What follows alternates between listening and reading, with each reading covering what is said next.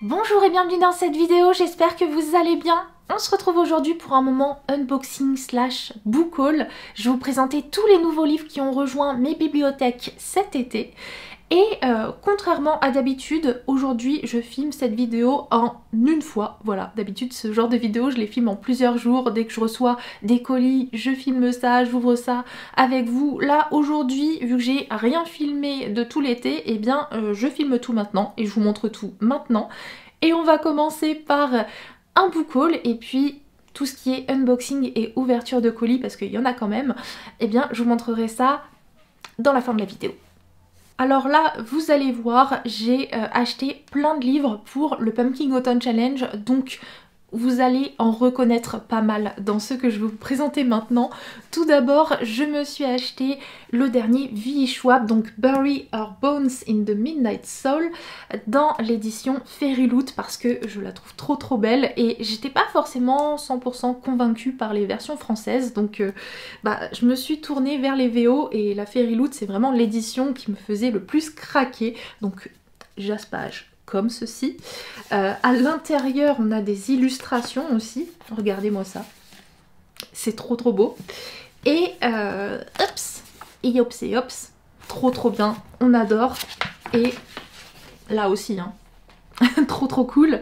Et ouais, V.E. Schwab, c'est tellement une autrice que j'adore, que je tenais vraiment à avoir son dernier bébé en fait dans une édition que je trouvais trop belle, parce que je pense que je vais aimer aussi ce livre là, enfin il n'y a pas de raison vu que j'aime tous les autres livres de l'autrice.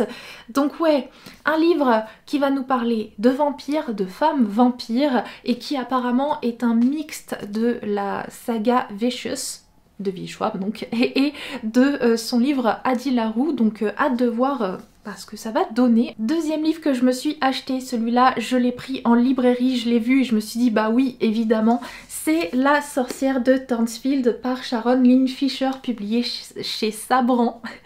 J'ai craqué parce que j'avais vu quelques chroniques à son sujet et j'avais comme ça découvert que ce livre n'est autre qu'une réécriture de Jane Eyre, oui, mais version sorcière, puisqu'ici on a une Jane Eyre qui est une sorcière qui enseigne la botanique et qui un jour va devoir aller dans le manoir de Thornsfield, filer un coup de main à Monsieur Rochester, puisque apparemment rôde dans son manoir une sombre menace. Donc voilà, notre Jane Eyre, elle va mener sa petite enquête et étant donné que j'ai beaucoup aimé Jane Eyre, le classique, il me tarde de découvrir ce qui va en être pour cette version un petit peu plus fantastique. Et donc petit point jaspage évidemment, hein, de que je vous montre un relié, voilà. Il est comme ceci. Et nous avons des petites feuilles vertes aussi. Voilà.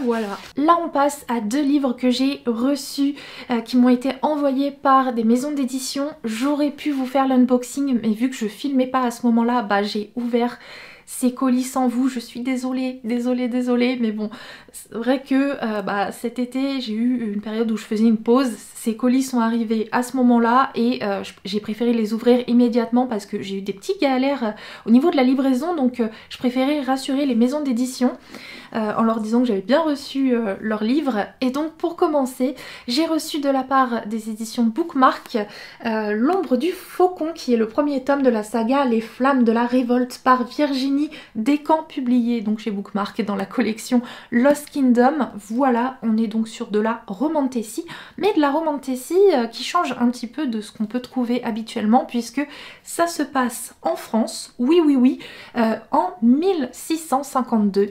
Et du coup, le royaume de France est complètement différent de celui qu'on connaît aujourd'hui. On est encore sous la monarchie. Regardez, j'ai une carte avec, donc je peux vous montrer. Et du coup, dans cette carte, on voit que le royaume de France, il est partagé en plusieurs territoires. Et du coup, nous, on va suivre une héroïne qui s'appelle Eve. Et Eve, dans cette histoire, elle a grandi dans un couvent. Mais son père va la sortir de là parce que il est temps pour elle de se marier. Donc Eve, elle est un peu dégoûtée forcément, mais elle va se rendre compte que son mari en fait n'est autre qu'un de ses amis d'enfance. Donc voilà, sachant que dans cet univers, les nobles généralement sont ceux qui ont le plus de pouvoir magique et Eve en a un également puisqu'elle est capable de lier des liens avec les animaux, notamment les oiseaux. Voilà, l'ombre du faucon. Et donc voilà pour cette romantécie à la française. Et j'ai failli oublier de vous montrer le jaspage, faute qui aurait été impardonnable parce qu'il est vraiment très très beau. Donc pour commencer, on a la madame, voilà, sur la partie du haut. Voilà pour la partie du centre. Et sur la partie du bas, on a le faucon. Donc voilà, le tout sous des couleurs violettes. Enfin vraiment, j'aime beaucoup. Et puis j'ai été contactée par les éditions Rivka qui m'ont demandé si ça m'intéressait de recevoir Les Cœurs Oiseaux. Et comme vous voyez, je l'ai entre les mains, donc oui, ça m'intéressait. C'est un roman de Clara Lecor qui est donc basé sur un univers steampunk où chaque personne a un oiseau dans son corps, en fait, dans son cœur. Et nous, on va suivre le personnage d'Orion. Orion qui, eh bien, lui, un jour, va faire la connaissance de Florence. Et quand il va rencontrer Florence, son cœur va s'emballer, son oiseau aussi. Sauf que Florence, elle a déjà un fiancé, un cruel prince, et Florence va devoir s'en aller. Et quand elle s'en va, eh bien l'oiseau qui est dans le cœur d'Orion va partir avec Florence, et du coup Orion va entreprendre tout un voyage, tout un périple pour le retrouver et aussi retrouver Florence. Et enfin, pour cette partie book haul, parce qu'il reste encore les unboxings, j'ai fait 2 craquages en librairie. C'était 2 livres qui me tentaient trop, que je voulais absolument et qui sont sortis à un jour d'intervalle. Donc je suis allée le 2e jour pour prendre les 2 d'un coup. J'ai acheté donc pour commencer Tenir une auberge magique, guide de survie pour sorcières, qui est le tout dernier Sangu Mandana, livre publié chez les éditions Lumen qui me tentait trop parce que Sangu Mandana tout simplement, qui est l'autrice d'un autre livre que j'avais beaucoup aimé, qui est celui-ci là. Vous vous rappelez de celui-là? La société très secrète des sorcières extraordinaires. J'avais adoré ce livre et du coup quand j'ai appris que l'autrice en sortait un tout nouveau, bah forcément j'ai craqué sans trop savoir ce qui se passe dans ce livre, sans vraiment lire le résumé. Juste j'ai vu sorcière, auberge magique et je me suis dit c'est pour moi. Voilà, tout simplement. Et j'espère qu'il me plaira, mais bon, vu que les premiers retours sont très bons, je pense que ça va le faire. Et le 2e livre qu'il me fallait absolument et sur lequel je me suis ruée en librairie, c'est... Un sort gravé dans les os par Daniel L. Jensen, publié chez les éditions Brajlon. J'avais énormément aimé le premier tome de cette duologie qui est ce livre-là, Un destin ancré dans le sang. Franchement, on est sur une romantécie nordique qui, on va pas se mentir, quand je l'avais lu, m'avait vraiment sorti d'une panne de lecture. Et en plus, la plume de Daniel L. Jensen, qui est aussi l'autrice de la saga Le Pont des Tempêtes, c'est tellement fluide à chaque fois que, franchement, un vrai régal. Et ce premier tome, moi, j'avais beaucoup apprécié, donc il me tardait de retrouver Freya, notre héroïne, et de voir ce qui allait lui arriver pour ce tome 2, de voir comment cette saga allait se conclure, donc voilà. Et encore une fois, j'ai failli oublier le petit point jaspage. Le voici. Et à l'intérieur, on a cette illustration. Maintenant, on s'attaque à la partie unboxing, puisque cette fois-ci, je vous ai attendu pour ces 3 colis-ci. Et je vais commencer par le plus gros, parce que lui, je l'ai depuis vraiment très longtemps et j'ai trop hâte de voir enfin ce qu'il y a à l'intérieur. Donc c'est un colis qui me vient de la part des éditions Flammarion Jeunesse. Et quand on l'ouvre, eh bien vous voyez pas grand chose. Petit reveal, il s'agit d'un colis autour de Northanger Abbey de Jane Austen, donc publié chez les éditions Flammarion Jeunesse, dans cette édition tellement mignonne. J'adore, vous savez que j'adore aussi Jane Austen, donc même si évidemment j'ai déjà lu Northanger Abbey depuis des années, franchement, bah, quand j'ai vu que ce livre allait sortir chez les éditions Flammarion Jeunesse dans cette édition toute jolie, forcément je l'ai demandé. Northanger Abbey, si vous cherchez un classique de Jane Austen à lire pendant l'automne, je trouve que c'est vraiment le titre parfait parce que en fait on va suivre le personnage de Catherine Morland qui vient d'une famille hyper nombreuse mais qui va avoir la chance de pouvoir passer plusieurs semaines à Bath et donc un peu loin de sa famille, mais pour une fois c'est un peu elle qui va être mise en lumière, en avant, et qui va faire de nombreuses rencontres. Et Catherine, c'est une personne qui est hyper fan de littérature et notamment de romans gothiques, et lorsque elle va apprendre en fait l'existence de Northanger Abbey, tout de suite son cœur va s'emballer et elle va commencer à s'imaginer des choses sur ce manoir qui pourrait bien cacher plein de secrets. Catherine a-t-elle raison, ou alors est-on en plein fantasme, pardon.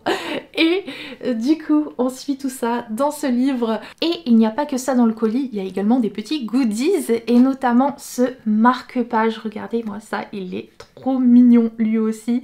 Qu'est-ce qu'il y a marqué dessus? Ce n'est pas faire preuve d'esprit que de ne pas aimer un bon roman.